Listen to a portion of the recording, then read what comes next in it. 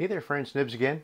Out here in the garage today doing a little bit of goofing around, doing a little bit of plinking, and it's almost the end of March and we've got a winter storm, getting more snow today and through last night than we got almost any other time during the whole winter. So still not terrible, probably 7 or 8 inches, but it's a lot more than we've gotten. We got one storm where we got like 15 inches during the winter, but we're still the least snowiest winter on record for the area where I live. So, but we're going to keep it indoors. Nice warm heated garage here, and we're going to do a head-to-head challenge. This is one that channel subscriber Roger, just leave it at that, sent over to me to take a look at for him and repair, and I did get this up and running. It needed so this is a RWS Diana Model 6, which has what they call the GISS system in it. If you notice right here, we have inside of this little cover, there's a gear there and there's another one on this side.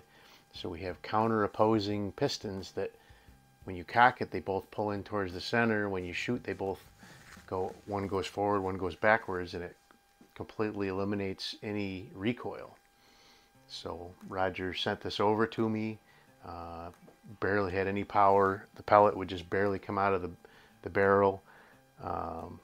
Could actually hit a can across the garage if I tried real hard, but did tear it down. I did a couple videos on that, tearing it down and then rebuilding it.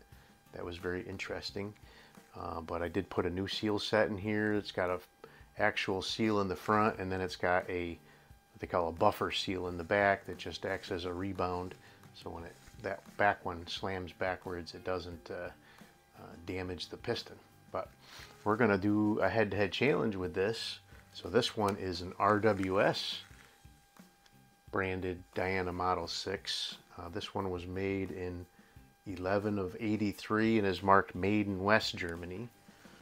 And we're going to put it head to head up against my little bit older model, but this one is branded as a Geco Model 6, and mine just says made in Germany, and it was made in 01 of 78 according to the date stamp here, so January of 78. But we're going to go ahead and shoot. I'm hoping I can keep them all on in scoring, but I'm going to shoot at these little bitty targets here. They are I did shoot a bunch of practices with this one ahead of time. I'm used to shooting mine, used to the sights and the trigger on that one. They're very similar as far as the trigger goes, but the sights are completely different on this one. The rear sight's the same, but the front insert is just a fat blade. So hopefully I can keep them all in scoring. But we're gonna go ahead and try.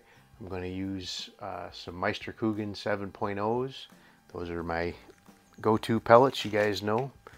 But let's go ahead and get started. So this one, you just cock it down, and when you cock that back, the lever's pushing back on the front piston, and these little gears are actually pulling the back piston forward.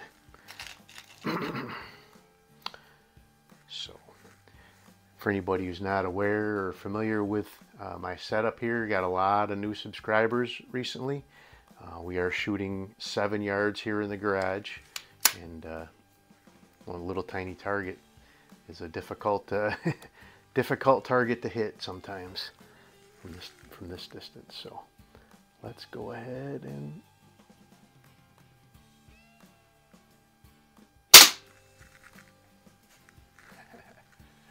had some birds outside the window, scared away from the smack.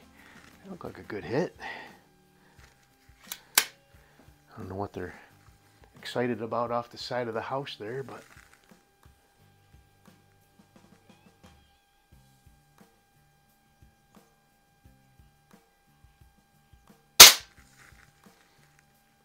that one looks like it might be out of scoring. That's no good. So this one is still breaking in. It is not up to full speed yet. I did run it across the chronograph. It's running 350, 360-ish. Mine was the same way when I first broke it in. The seal's pretty tight in there, so you need 100, 150 rounds or more to really get that broken in and moving freely. Mine's running about 450 now, so I would expect this one will eventually get there as well.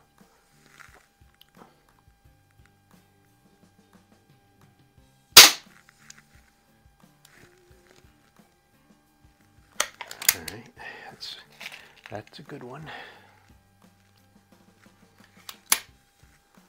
I hope that other one broke the line. I can't tell. It looks like it could be real close. At least give it a 3.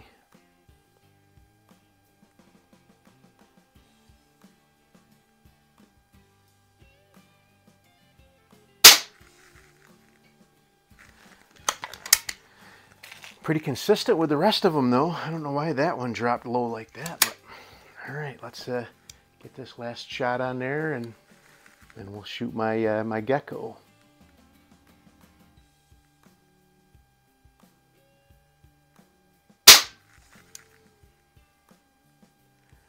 All right, looks like I kept at least 4 of them in a good scoring position.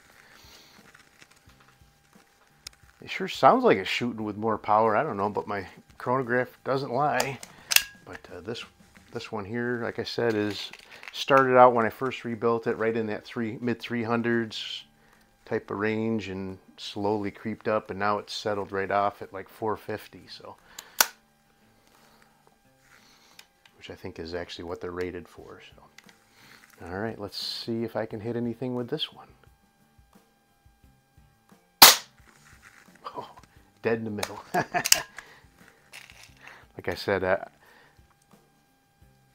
I'm a lot more used to these sights and just shooting this gun quite a bit out here. I really love this gun, so.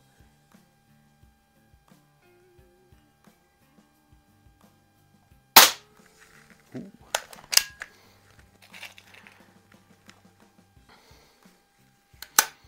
All right, let's see here.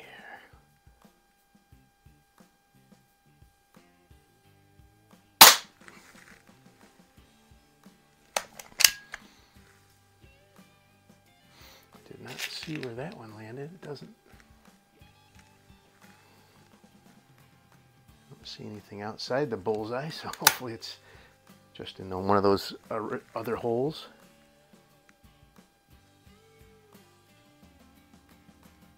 I see that one. All right, let's get one more on there, and then we'll add these guys up. I don't know what them birds are. I don't know if they're just hiding under the eave outside my window over here.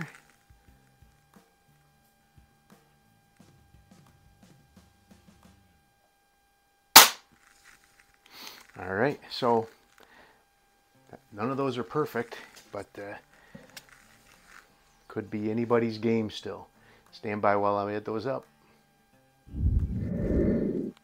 Alrighty, that was really, really close. It was a lot closer than I thought it was going to be. The Geco shot that first one. That was a perfect 10. That was, couldn't get much perfect than that. But that one that did go low, it did crack the line going up into the 3. So I did give it the 3, and the rest of the shots were really consistent on this one. 8s, 8s, and 7s. And the Diana took it by 1 point. So let's go ahead and take a look. So my Geco had that perfect 10, but then we ended up, these ones were kind of on the outskirts, so we ended up with 6s and 7s and a 4. And then the Diana, I had an 8. I counted that one as a 3, and 8, 7, 8. So really good score. Both of them, these are tough bullseyes to score on, and they both did really well. But that was a good showing by the newcomer in the garage, the temporary newcomer. I'll get this guy packed up and sent back to Roger pretty soon. I appreciate him letting me take a look at it for him.